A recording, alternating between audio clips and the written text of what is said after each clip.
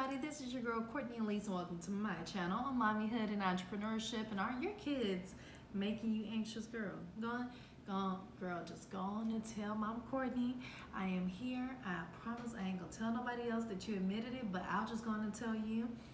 Hi, my name is Cordnie, and yes, sometimes my children make me anxious.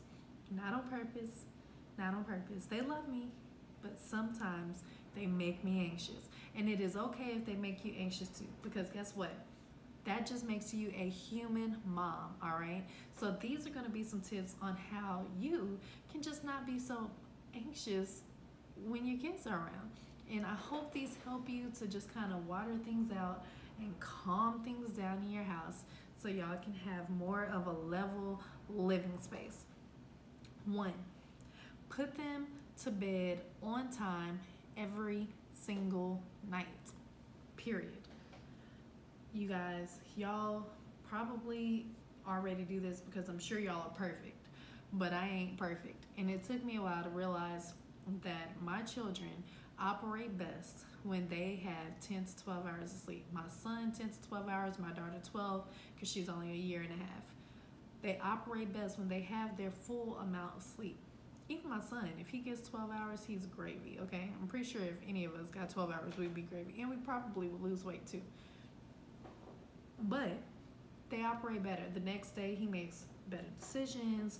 He's thinking better. He's not so groggy. His attitude isn't so snappy. I mean, he's just an all-over angel when he gets his sleep. 2, having a schedule.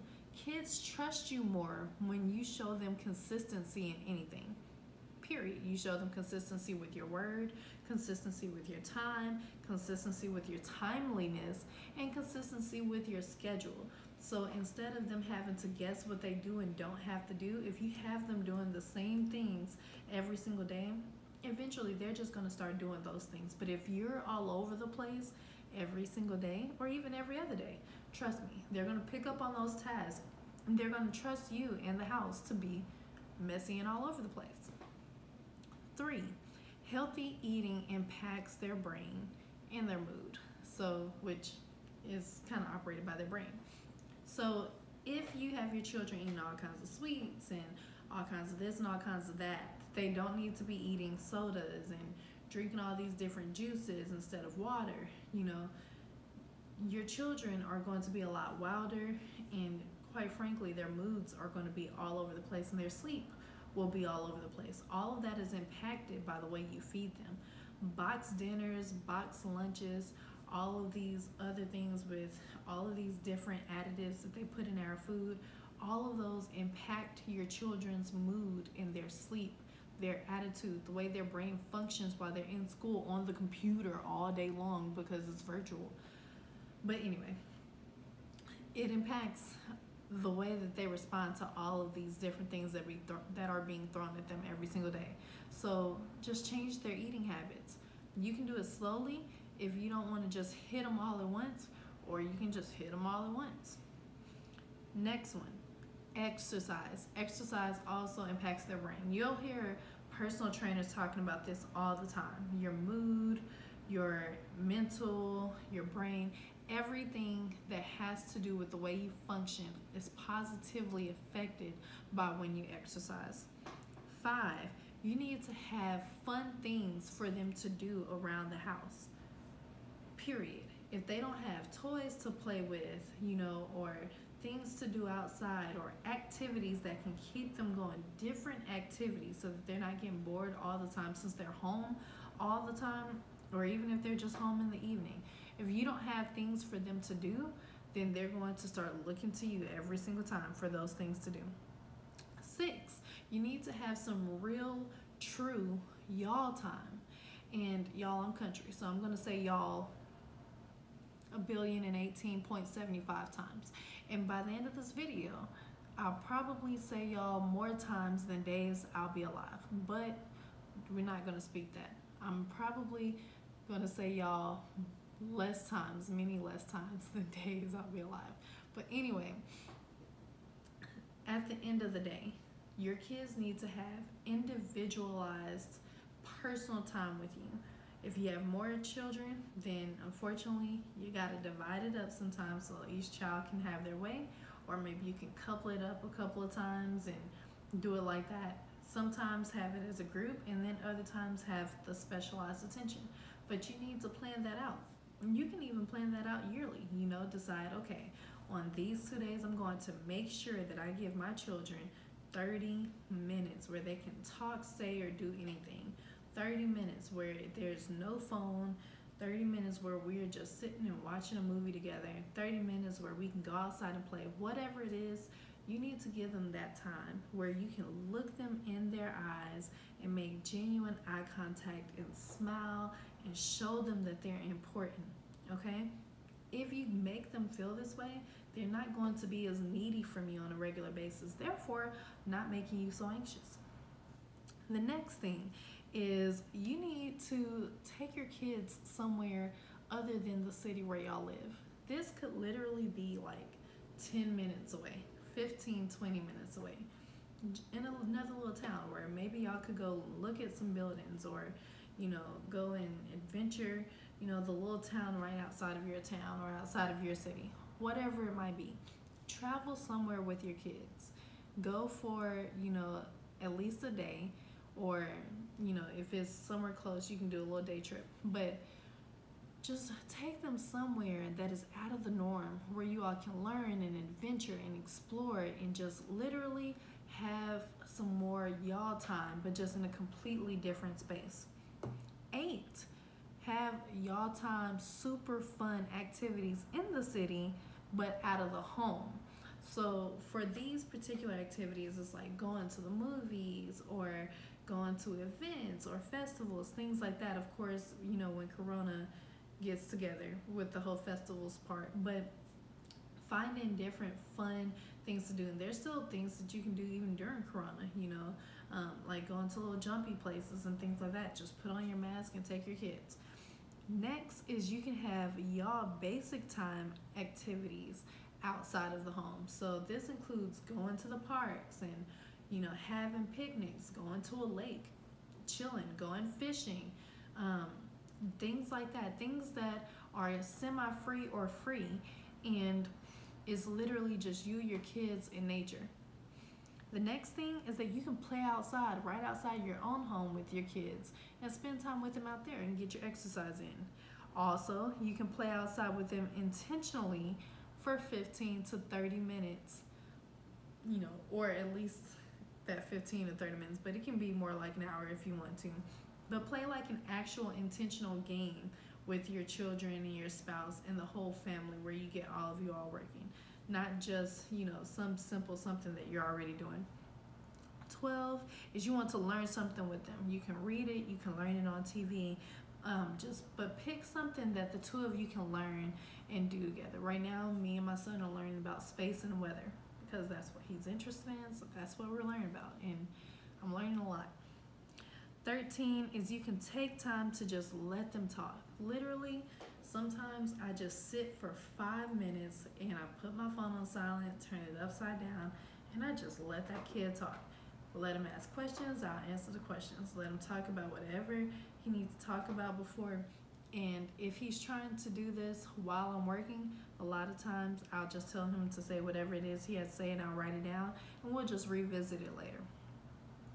14, make eye contact with them randomly, like as many times as you can when they're talking.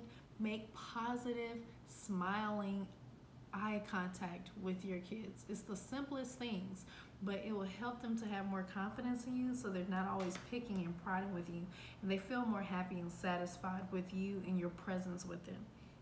15 is teach them to speak sweetly and politely by doing it yourself. So if you're always screaming at your kid and you always got a smart mouth with your kid and you're always being anxious around your kid, your children are going to do the same thing. And if you're always being anxious and mean or not speaking sweetly to your spouse, your kids are going to do the same thing. You set the example. The next thing is that you need to teach them to be respectful of what's happening at the time. So if there's a time when you and your spouse are having a conversation, or if you're on the phone, or even if you're watching your favorite show, or if you're working, or whatever, if you're in the midst of meditating or reading the Bible, whatever it is, teach them to be respectful of what's happening at the time. I noticed recently when I was in the car, my son intentionally waited until I got off the phone to speak to me. He did not say one word, even though he had comments about the conversation. And then as soon as I got off the phone, I was about to hop on another call, but I realized that my son had just started talking to me and had patiently waited. So I went on and hurried up and hung up that call before I could even let the person answer the phone. And I literally just let him talk because he was so respectful, finally, of what was happening at the time. The next two items are more so just for you, all right? So you need to have some alone time where you don't have your children around, and that can be keeping them with your spouse, keeping them with your family, keeping them with your parents or a sitter or your best friend, people you trust, right? And with children of the people that you trust. So if you don't trust their kids, don't take your kids over there, period. But yeah, just don't take your kids somewhere. Even if you trust the adult, if you don't trust the kids, don't take your kids over there. But if you can keep your children with people that you actually trust, by all means, do so. Get yourself a massage, lay in the grass, take a super long shower in your own home, pray and meditate, write a poem, sing a song, listen to music, put in some headphones, listen to the river on your phone, listen to a YouTube video, something. But just make sure you get some kind of alone time for yourself. All right, I'm not going to tell you how often to do that, but as often as you possibly can to rejuvenate. Lastly, travel alone. I know earlier I said to travel with your kids or with your family, but this one is a time when you can travel alone.